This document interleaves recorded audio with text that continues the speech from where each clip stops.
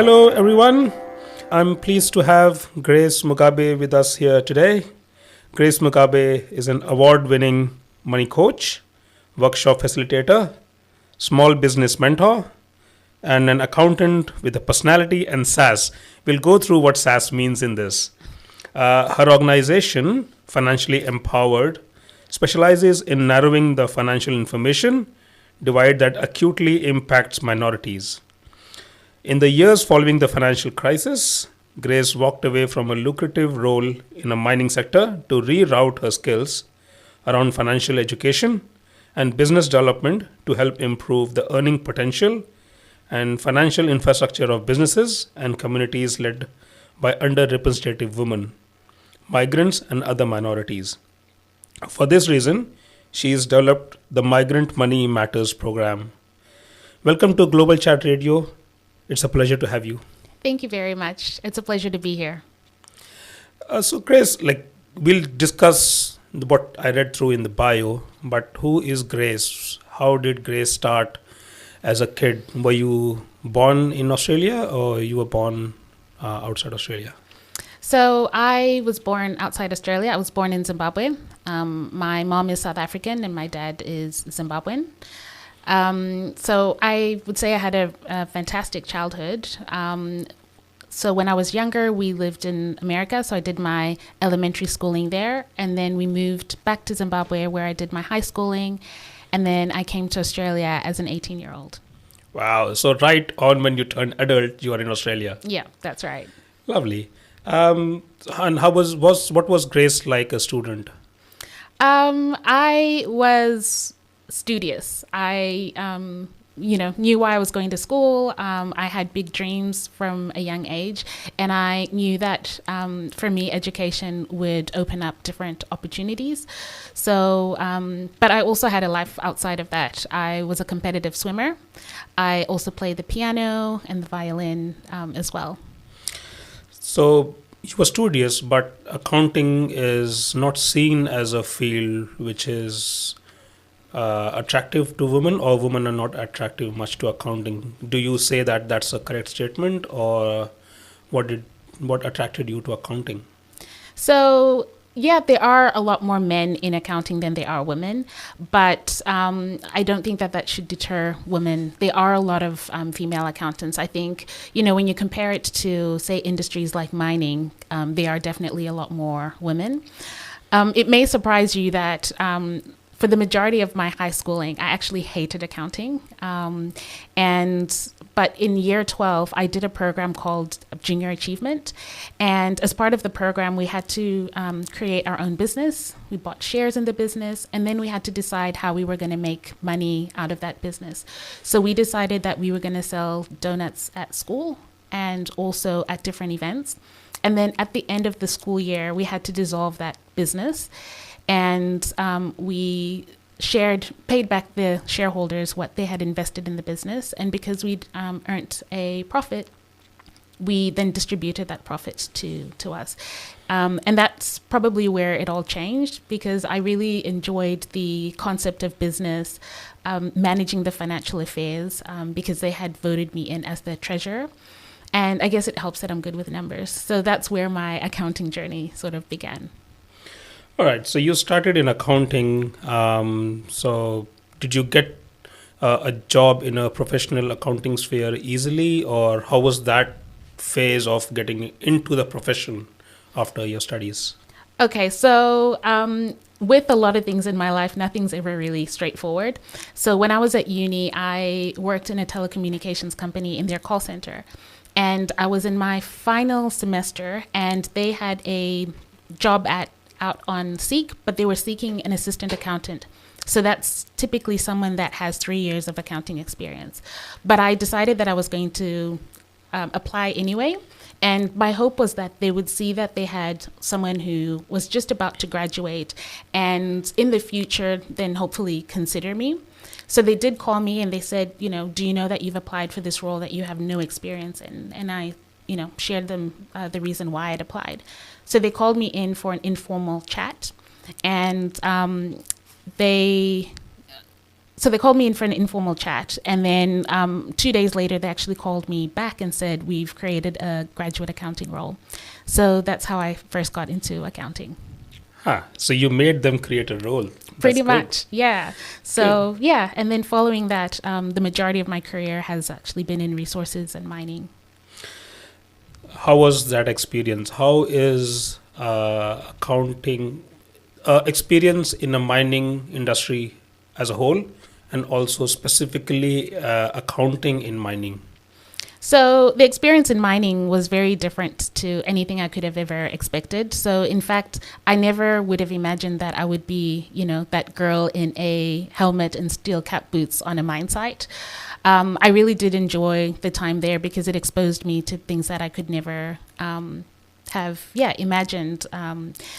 But also, I guess it shows that accounting can take you anywhere. It's one of those professions where, regardless of the industry that you're in, you're always going to need an accountant. So how long were you there? How long was your professional working experience from your graduate accountant role? So it would have been about roughly 10 years. With my last role being at Rio Tinto as a senior site accountant. Right. So give us a picture. Like if I am a girl sitting in Perth, give me a picture of what's a day in an mining accountant's life. So I guess a lot of it is determined by the time of the year and the time of the month. So at the end and beginning of every month, we do what's called month end. So you're reviewing what has transpired during the course of the month, looking at the revenue or the sales, looking at different trends. As a management accountant, one of the things that we would always focus on is profitability and also cash flow management. So that would take up a big time of what we were doing. We also, mid-year, we would do a lot of budgeting and forecasting as well. It's really, I guess, different and based on the time of the year. Right. There are a lot of spreadsheets as well. The spreadsheets are the backbone of accounting, right? Yes, exactly. Right. So, did you get any pushovers from your colleagues in mining that what is this girl doing here, or like who are you to tell us how to do things? Anything, any pushover from the regulars on the mining site? Well, I think, firstly, at a period, I was the only woman in my team. Mm-hmm. I was also the only person of color in my team. Mm-hmm. So that also, I guess, sort of changes the team dynamics. You sort of become one of the boys in that sort of situation. I'm also one who just doesn't like being told what I can't do. So, again, working at Rio was one of those things that someone actually said to me that they would never hire a person like me. So being able to prove that to myself was actually something that I've been proud of. So for anyone that would want to work in mining, I think, being able to firstly believe that you can, and then reach out to people who have walked that journey that can then be able to support you into it. So does it needs more preparation to go on a mine site? Is it more of a professional preparation, or is it more of a mental preparation that you have to be ready for a rough environment on a mining site? So I think there's different sort of preparations that you do. So obviously from your professional perspective, being able to make sure that, you are suited for the role.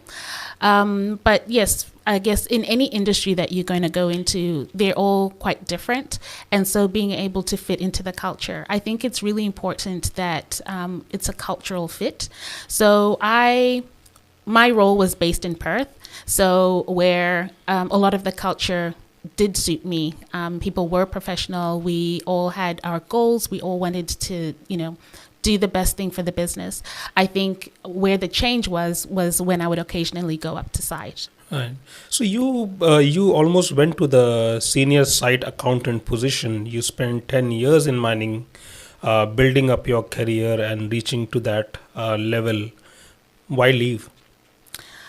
A lot of people asked me that, told me that that was a bad idea, but I got to a point where, so one of the things that I've done from a young age and I learned from my parents was the importance of giving back. And so I've been involved in volunteering from as far as I can remember. And so that was something that I continued to do even when I was working in corporate. And then I got to a point where it felt like I had two separate lives. So my corporate life and then my volunteering life. And I decided that I wanted to find an avenue where I could actually be able to integrate both of them. And so there started my journey to leaving corporate. Right. So I see that you have also done many leadership courses like Leaders WA, Australian Institute of Company Directors, Hive Global Leadership Program. Were all these programs in preparation for a life beyond the corporate life, or you were doing them while you were in the corporate life? So the majority of the programs that I've done have been post my corporate life, but I like to think that I'm a lifelong learner. And I know that a lot of the times when we get into a situation where we want to, we participate in a program, we walk into there with our personal goals. But a lot of the times, one of the things that I've noticed is you end up getting a lot more than you've expected. A lot of these programs that I have done have also helped to shape who I am and the way that I see things in the world. I've done a couple of programs in the States as well. And so that exposed me to a network of people that I wouldn't otherwise have met. I have actually also met some Australians while I was there, and they've now become a part of my community here. One of the programs that I did, at the time it was called the Young Women's Leadership Program. I did that when I was actually still in corporate. And by doing that program, it actually gave me the confidence to leave my business, to leave corporate and start my business. And now in a full circle moment, I'm actually now a coach of that program. It's now called the Diverse Women's Leadership Program. And interestingly, there is a young woman who was a part of the program who was in the exact same position I was 10 years ago, trying to, she's not happy in her corporate role and trying to figure out what to do.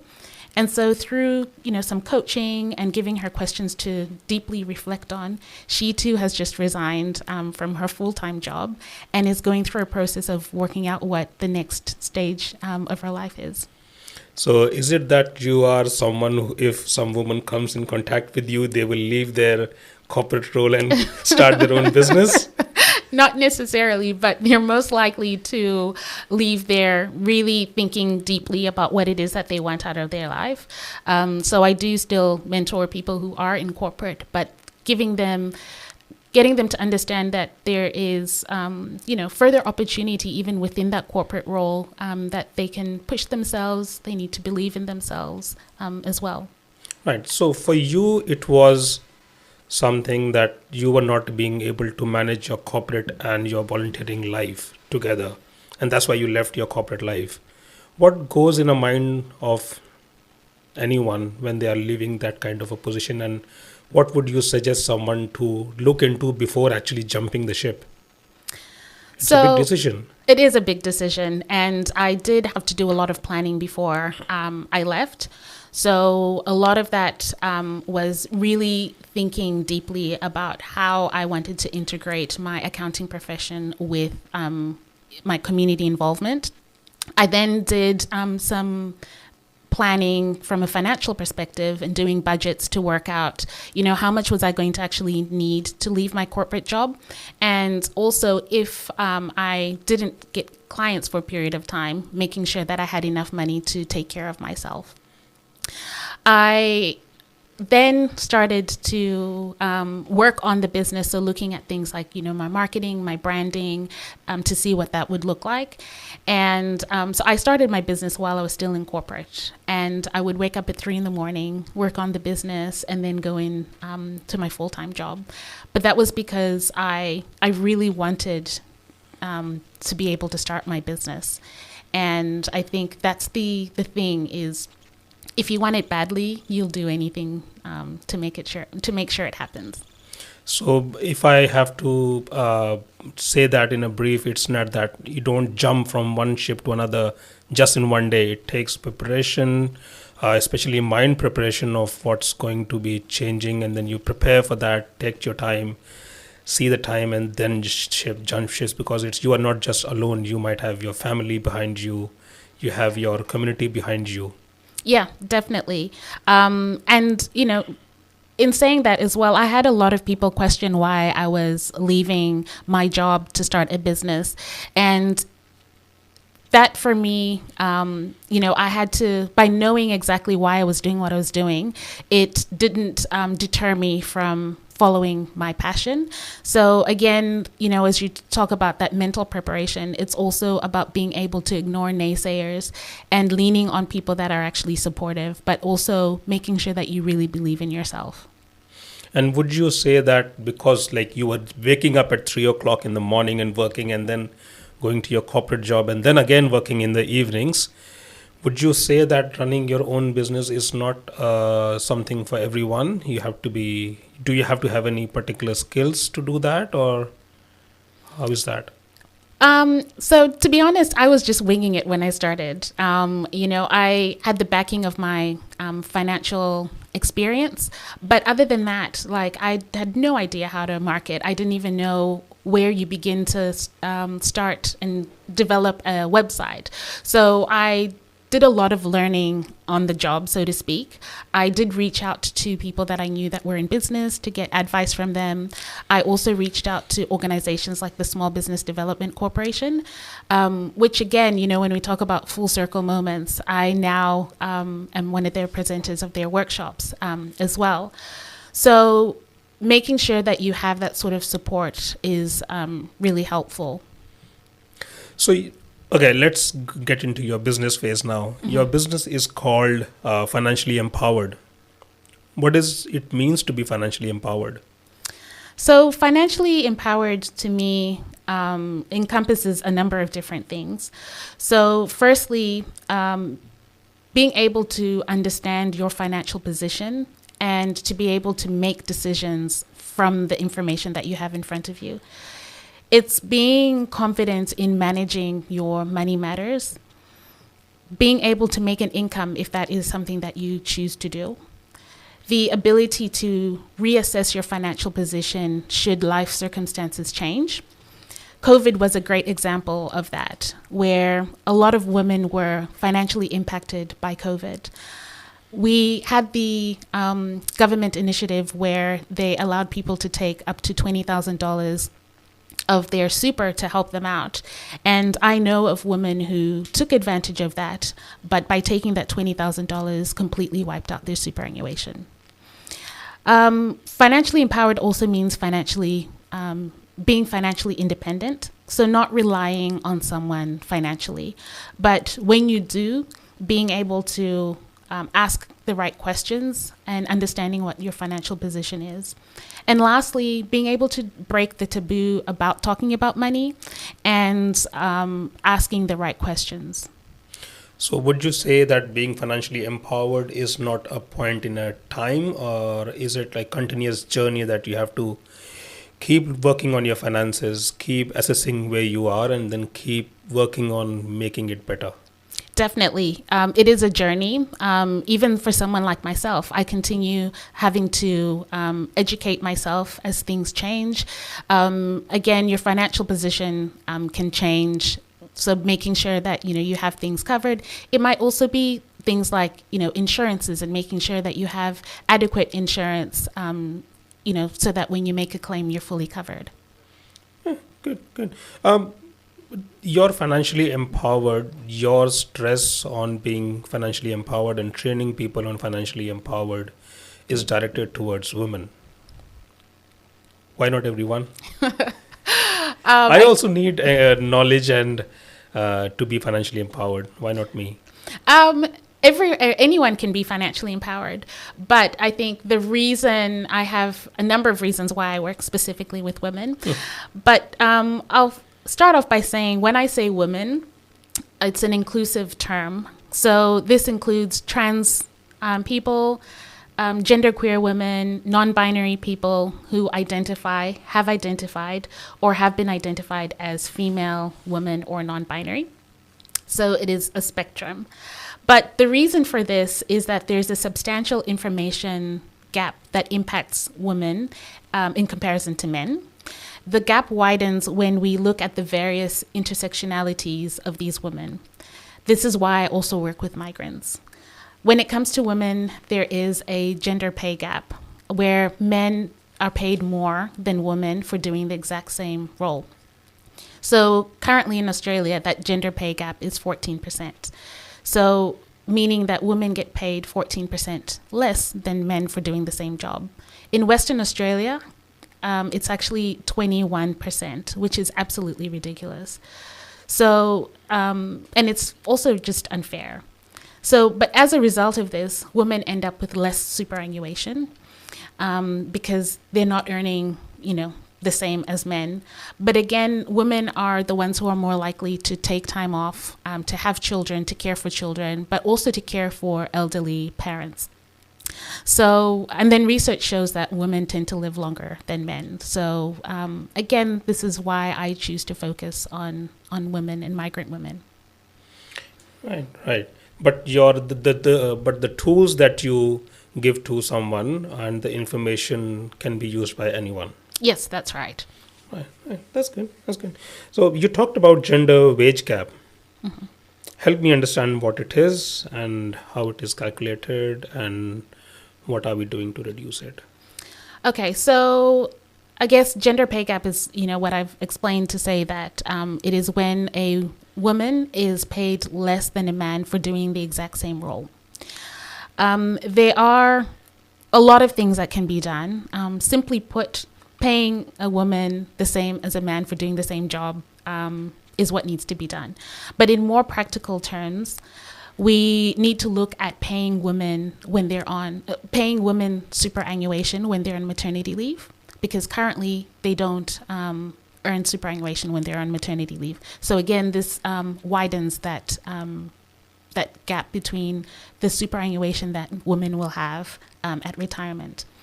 Investing in women's leadership is really important. There are more men in leadership positions than there are women. And so this in turn impacts not only their earning potential, but also the confidence in women to actually apply for those roles. We can also diversify the interview panels that we have when people are applying for jobs. So, this also means not asking, what people's current salaries are, because a lot of the times that's what then people use to base someone's new salary. We all have unconscious bias. So when we, in an interview panel, if you don't have diversity, we end up bringing that into the interview setting as well. Another way that we can change that is to talk more about the gender pay gap so people understand that it's real. I remember speaking at a high school not too long ago, and I asked the girls there what they knew about the gender pay gap. And one of the girls said that her dad told her that it was a hoax. So I decided to give her an example of how the gender pay gap comes along. And fortunately, she had a twin brother, so I was able to use her and her twin brother as an example. And once I highlighted all the examples of how the gender pay gap comes along, she became quite angry, and she's like, "Oh, that's not fair." And I'm like, "Yeah, that's exactly, what I've been trying to say." But now that she has a better understanding, she can be the one that goes and speaks to her dad and educate her dad about things like the gender pay gap and how it isn't a hoax. Can you share that example with us?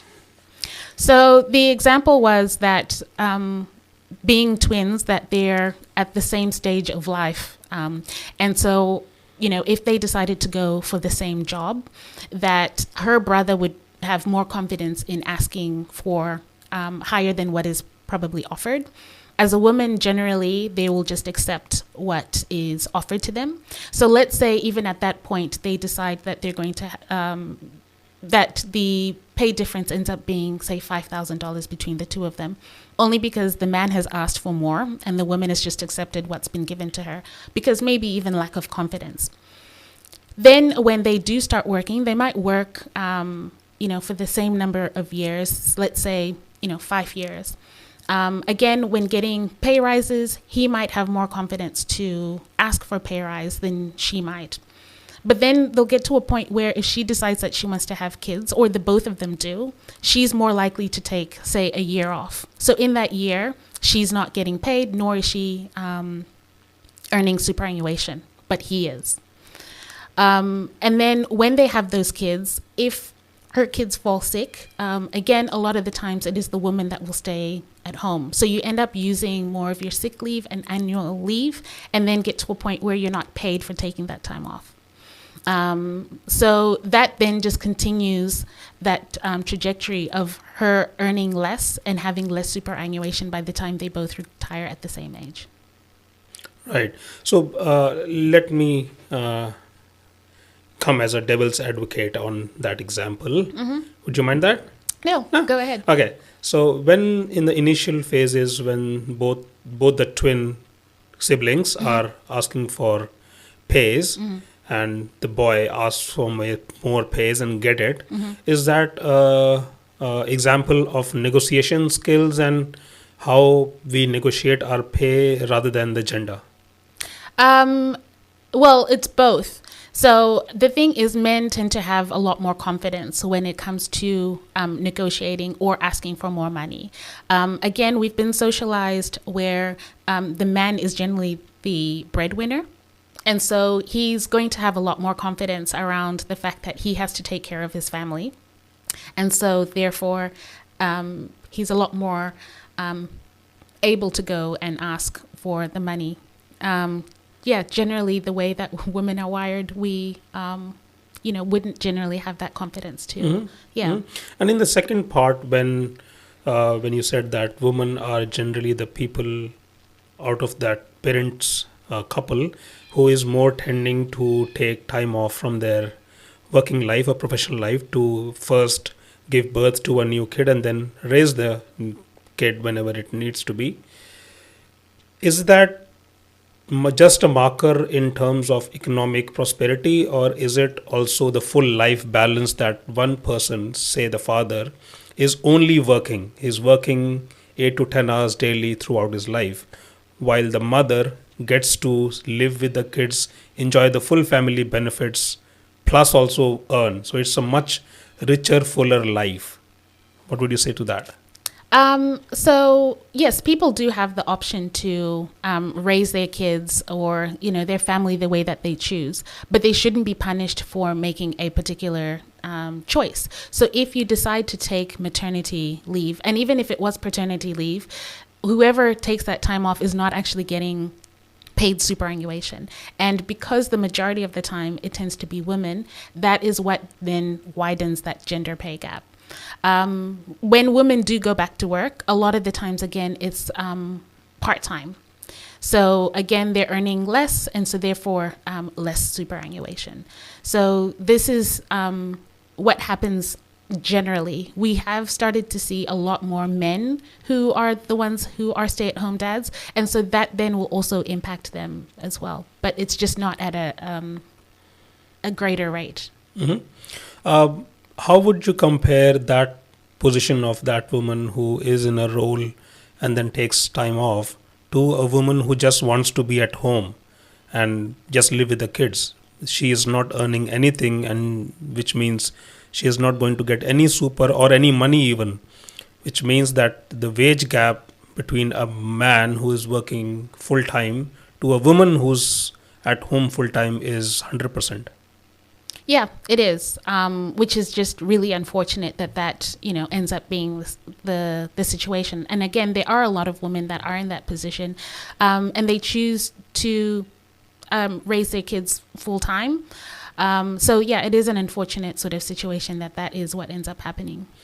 So would you advocate for a position that all women, irrespective of whether they are working or not, should get a base rate of superannuation and even a base rate of childcare money, so that then it's left to them to decide if they want to work or not, but the child gets full support and the woman has got the same amount of money in the super account?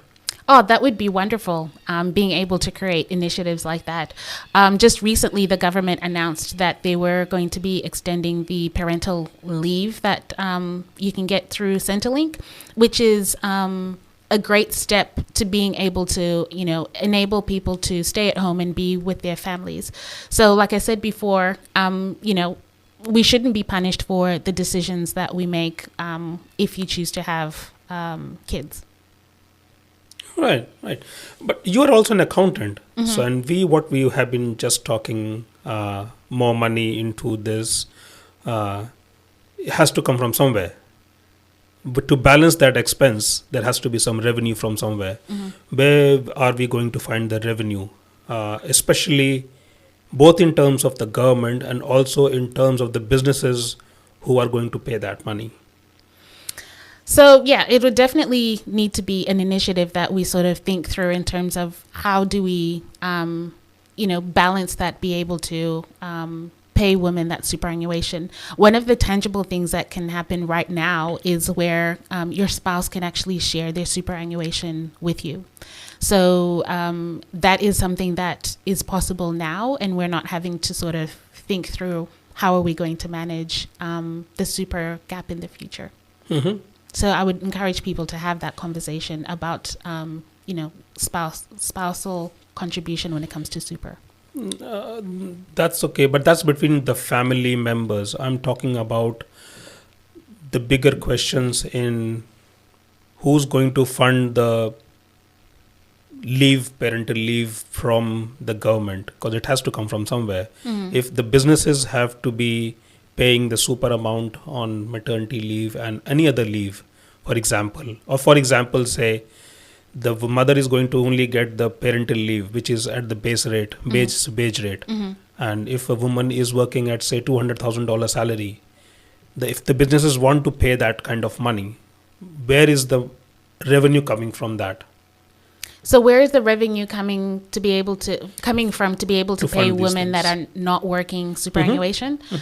Like you said, it would have to come from the government. And so we would have to look at, what are some of the things that can be done to either raise that revenue. A lot of the initiatives that the government comes up with comes from our taxes. So, I'm not advocating and saying that we should pay more taxes. It could be just a matter of, looking at what are some of the things that the money's being spent on right now, and how can we redirect that to be able to ensure that people have a more financially stable future. Right. That's good. So, okay. But coming back to the family level, we haven't gone to the government level. Let's come back to the family level. To make these things better, and we are coming from the financially empowered things, what are some basic things or tools that women can use to become financially empowered and financially literate? So there are a number of different things that are out there. One of the things that I would highly recommend is looking at the government website called Money Smart. So firstly, the fact that it is a government website, we know that the information on there is going to be legitimate. But some of the small steps that you can also take that are practical are things like just even looking at your bank account and understanding and knowing what your bank account balance is. You'd be surprised the number of people that just are too afraid to see what their bank account balance is. Looking at your bank statements to understand where your money is coming from and where it's going will also help you with making those financial decisions. Attending financial literacy workshops, so similar to the Migrant Money Matters workshops that I run, and also speaking to a trusted financial professional. Right. We have talked about the woman as a whole block. Let's differentiate that block. Have you seen any differences in financial literacy between Australian women compared to migrant women? Yes. So, for example, going back to superannuation, a woman that was born in Australia started working at the age of 18 and earning superannuation is going to have a lot more superannuation than, say, for example, someone that comes into Australia at the age of 40. So their starting base is going to be quite different. So then she now has to work harder to be able to bring her balance up. So the other thing in terms of financial literacy, it may not necessarily be that they're not financially literate, but moving from one country to another, you're coming into a completely different financial system. So when we talk of end of financial year, we talk of the 30th of June. However, if you say end of financial year, say, for example, to an American, that's the end of the calendar year. So being able to just educate people even on the basic Australian financial terms is one thing. And, already it's hard enough to try and understand, Australian lingo. But, that's another way of being able to empower yourself. You work with a lot of migrant women. Have you seen a difference in cultural difference or geographical differences between how women actually approach this topic of financial literacy? Like, is there, like, for example, I'll give you example. In India, there's a lot of stress on having big savings. The domestic saving in India is about 32%. Wow. Which Australia has got like 5%, I think. So there's a huge gap of 25% saving, which means the woman, and usually they are controlling that money, they have huge chunk of money which men don't have access to. And when it comes to then working in a professional field, they'll be saving a lot more money, which means they will be having much more money. Am I correct somewhere? So a lot of what we do and the way that we relate to money does come from our experiences, the cultural norms. So, it is quite interesting to hear that, there's such a huge saving culture in India. I think one of the other things is the foundation that we have when it comes to money. So, for example, I was quite fortunate that my parents started to teach us about money from a young age. When I was 15, my mom would sit me down when she would do her budget, and my dad would talk to me about his investments. So I grew up with having, being a bit more financially literate. But, when you then look at, say, a woman who's never been formally taught about money, she's learning by observing what's happening in her family household. And so, I've come across women who, for example, would say that they absolutely hate debt. They don't want to get into debt. They fear debt. And then when you start to have further conversation, you realize that maybe one of their parents was in a lot of debt and they struggled because of it. So, one way to empower ourselves is by being mindful of and understanding where our money beliefs have come from. And if any of them are unhealthy, is looking at ways in which we can start to change them to becoming something healthier. Right.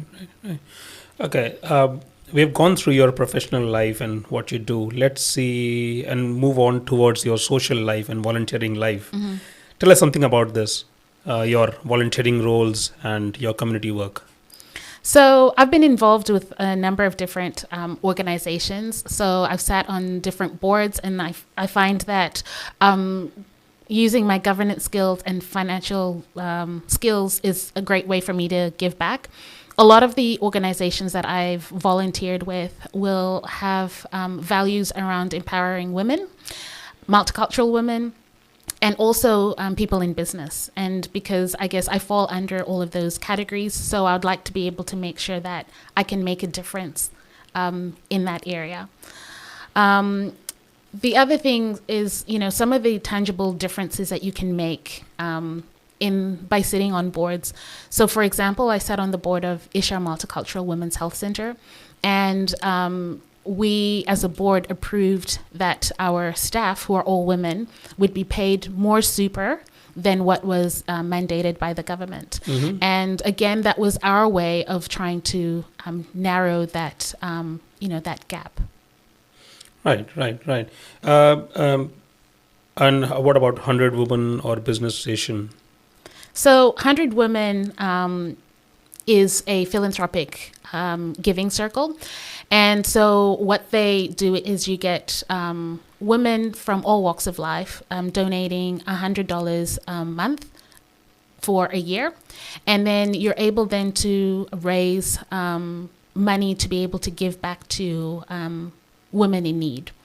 And so I guess the premise of this is when we think of a philanthropist, a lot of us will think of people like Bill Gates and, Oprah because they have an excessive amount of money. But this is to show that everyday people can be philanthropists.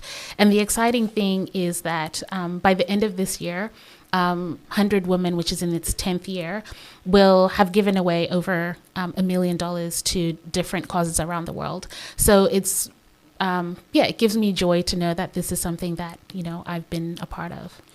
I'm lucky to have worked with 100 Women for some time, and I recently saw their celebrations of this 10th year and $1 million in grants. Mm-hmm. And it's good to know that there's so much work going around, and you just need to have that kind of value of giving rather than the money or piles and piles of money to go before you are called a philanthropist. Yeah, that's right. And just how everyone making a small difference. And when you put that together as a collective, it makes a huge difference. And this is all money from people that have been in WA.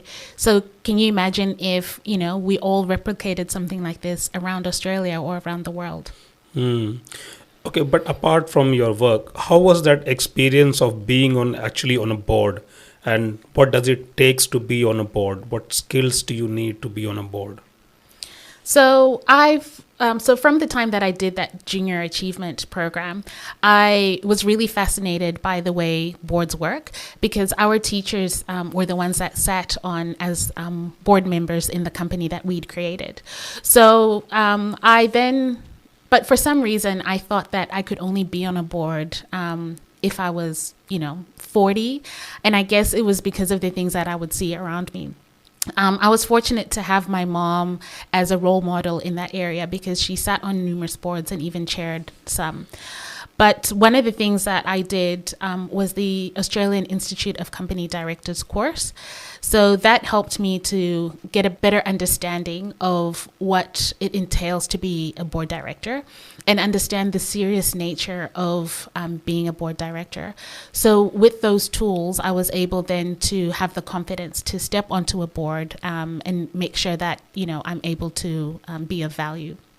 Mm-hmm. And what challenges have you faced while you were on the boards? Any challenges, and how did you overcome those challenges? Is it by taking more courses or talking to someone else from the industry? So with the challenges, so I've always had mentors. And so being able to have a mentor and bouncing ideas off of with the mentor, but also being mindful of the fact that the things that you discuss in a boardroom is confidential. So, you're addressing different issues without, disclosing what the issue is within the board. I was on board myself, school boards and some other boards. And the biggest thing is what I faced was to bring together all these volunteers who were in that board to rally that call that what's the vision of that and keep them working because there's no money coming. Mm-hmm. There's no salaries here. It's a voluntary board. It's a voluntary organization. And how to keep them working day in, day out, day in, day out. That's a big thing. And also finding time. And that's what my second question was, that how do you juggle these different boards and your business and finding time to even preparation to run these businesses and then going and find clients? There's a lot of things here. You need 48 hours, 50 hours in a day. Yeah, that's true. But I think time management is really important. And, like you're saying, that it takes a lot of volunteers to be able to run certain organizations. But when you value something and are passionate about a certain cause, you will find the time. Also with boards, the number of hours that are required of you in the grand scheme of things is not a lot. You might have a monthly board meeting, which is 2 to 3 hours. And then there's also maybe another 2 to 5 hours that is required outside of the face-to-face time. So you are then able to sort of split that maybe over the course of a month and maybe do, an hour a week. But again, prioritizing what needs to be done and knowing I'm also a very focused person. So when I start my day, I usually start my day at 5 o'clock. And I am then able to sort of set my to-dos, prioritize, and then start focusing on what needs to be done. Because at the end of the day, I also need to have a social life as well. So that's also a big priority for me. We'll come to your social life, because I also know that you also MC for many events. Yes. And you already have a business, plus you are volunteering on boards and other things. Yeah. And you MC. Yeah. Where does that comes from?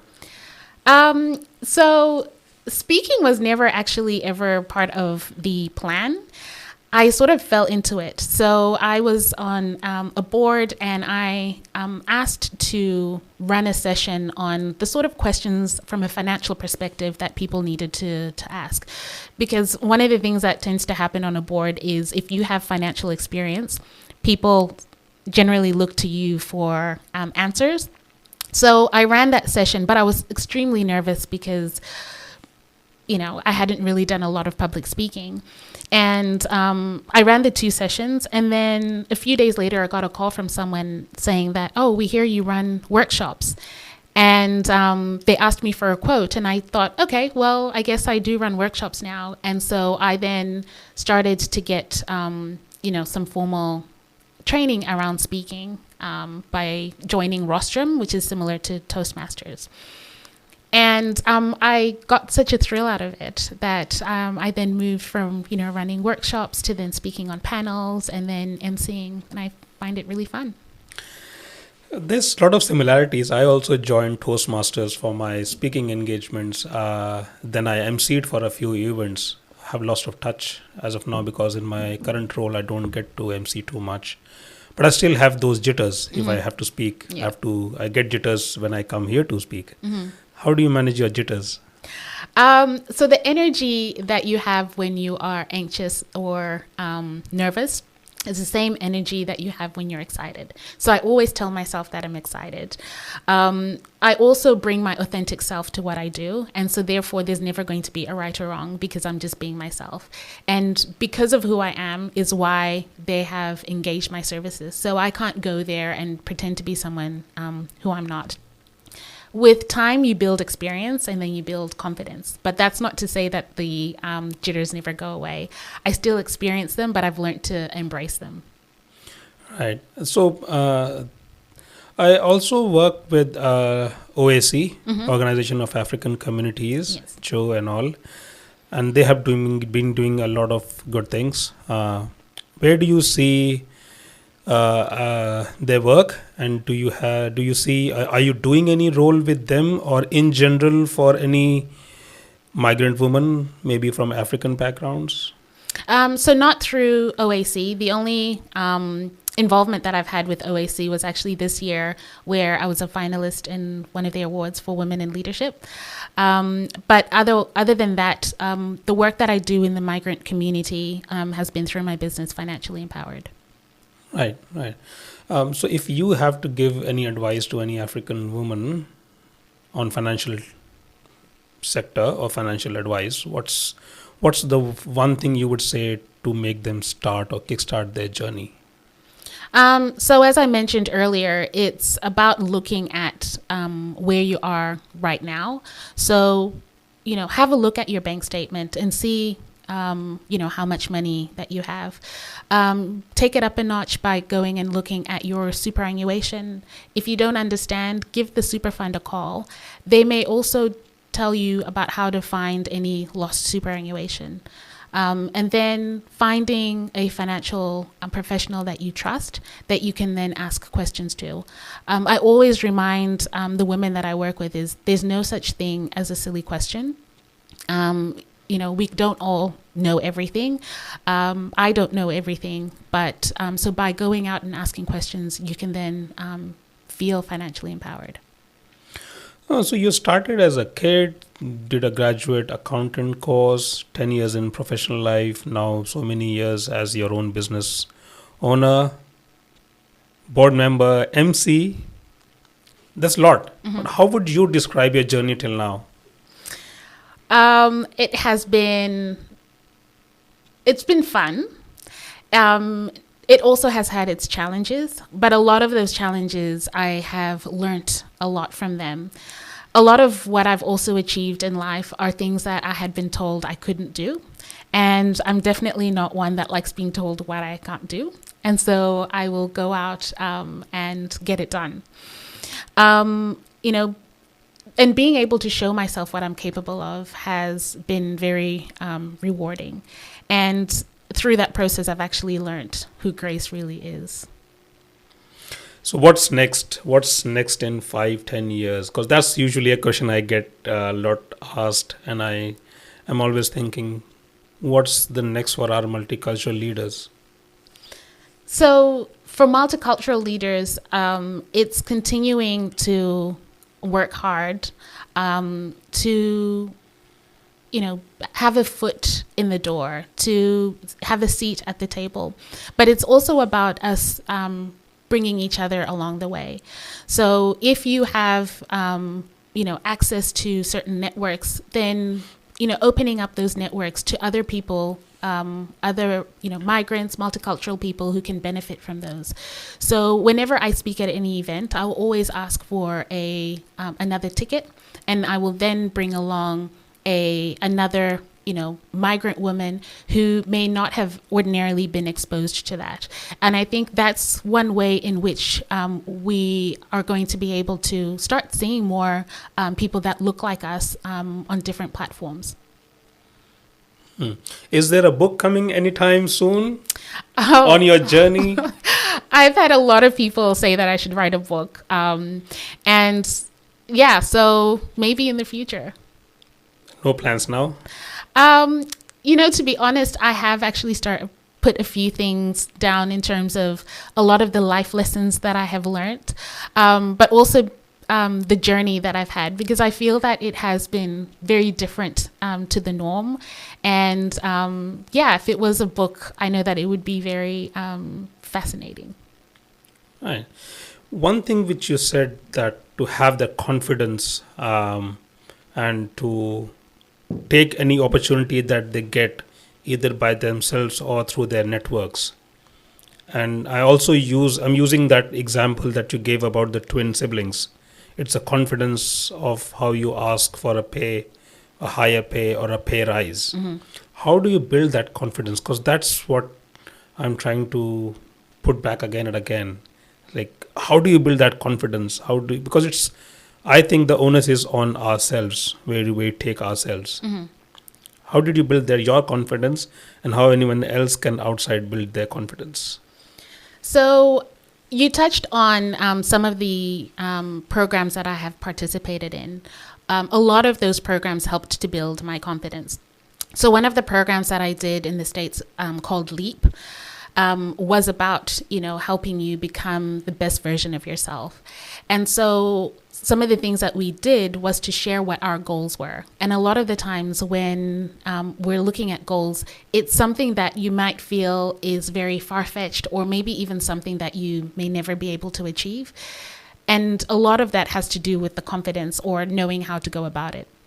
So I then surrounded myself with individuals who were supportive, that I could share my dreams with, and then would help me to sort of look at different ways in which I could achieve those. So, I mean, I could have even said to them, I want to be, you know, Prime Minister of Australia. They would sit down and be like, okay, this is what we need to do, and this is how we're going to get you there. So that's one way of being able to build your confidence. Putting yourself out there, which can be scary, is definitely another way. Having that support system, getting mentors as well, and speaking to them, they definitely help with, you know, building your confidence. I have had situations where I needed to negotiate something with a very large organization, and I, you know, had a lot of imposter syndrome around why did they contact me to want to work with me. And I let my mentor know. And so when I was doing the negotiations with them, I would go back to my mentor and say, so this is what they've said. I'm thinking of saying this. And they'll be like, okay, have you thought about saying it this way? I'm like, okay, good idea. Then I'd go back and, you know, negotiate with that organization. And had it not been for her support, I never would have engaged with that corporation the way that I did. So yeah, it is also about getting that external support, but also taking small steps to doing something, because that helps to build confidence. So that's why even like when we talk about building your financial confidence, I'll say start small as just checking your bank balance. It may seem insignificant, but once you've done that, you've overcome a hurdle, and then you can move on to the next thing. Right. Okay. One thing before I ask my next question, you mentioned about becoming the PM of Australia. Is that somewhere in the pipeline? Oh, no, it's not. You don't have any interest in politics? No, I don't. Right. Yeah. What I was thinking when we were discussing all these things is like, how do you unwind at the end of the day? Because there's there's too much stress. And so how do you unwind? How do you manage your mental health? So I have a great support system, particularly my family. So I'm fortunate that one of my brothers also runs a business. So I'm able to debrief with him. I have a lot of amazing friends who I can share what's going on with. I also love to dance. I love music. I knit. And I love to travel. So I try and book in something every quarter for me to do and just have a little bit of a getaway. It doesn't have to be anything big. Sometimes it can be as small as a staycation. I also try and, have a day to myself during the week. And that just helps me to unwind. Might be just reading a book, watching a movie. But taking care of yourself, that self-care is really important. Thank you, Grace. There's a lot to learn from you, confidence and all. And that's what I've been trying to build in myself. And I tell everyone, build up your confidence and take any opportunity that you come across. Let not leave. And before we close, if anyone wants to contact you, where can they find you? All right. So the first place would be my website, which is financiallyempowered.com.au. And you're actually also able to subscribe to our newsletter from there. And that is something that I send out with a lot of different financial tips. So that's another way in which you can be financially literate. I'm also on Instagram, which is financially_empowered. And you can also connect with me on LinkedIn by just putting in my full name, Grace Mugabe. Wonderful, Grace. Thank you for finding the time and talk about your journey and your experiences and being a role model, because that's what we need in our community and women in general, that women can achieve a lot, especially in a rough environment that you said about in a mining industry. I think it's getting better. That's what we read through. And then starting your own business and becoming successful in a business, because usually a lot of businesses stop within the first 3 years or 4 years, and you've been going strong. That's a good thing. Volunteering, there's a lot of life, but also I'm a lot more involved in mental health, and I was very happy to see that you are unwinding yourself and taking time for yourself, which is very good lesson for me and for other people as well. So thank you for all that. It's nice having you. Thanks for having me. And hope we can have you again very soon. Yeah, definitely. With some more other topics. Cool. Thank you Thanks, so much. Grace. Thank you. Thank you for listening to this podcast. Do like, subscribe, and share on whichever platform you have heard this. To know more about Perth Dialogues, please visit perthdialogues.au. From everyone in the studio, goodbye.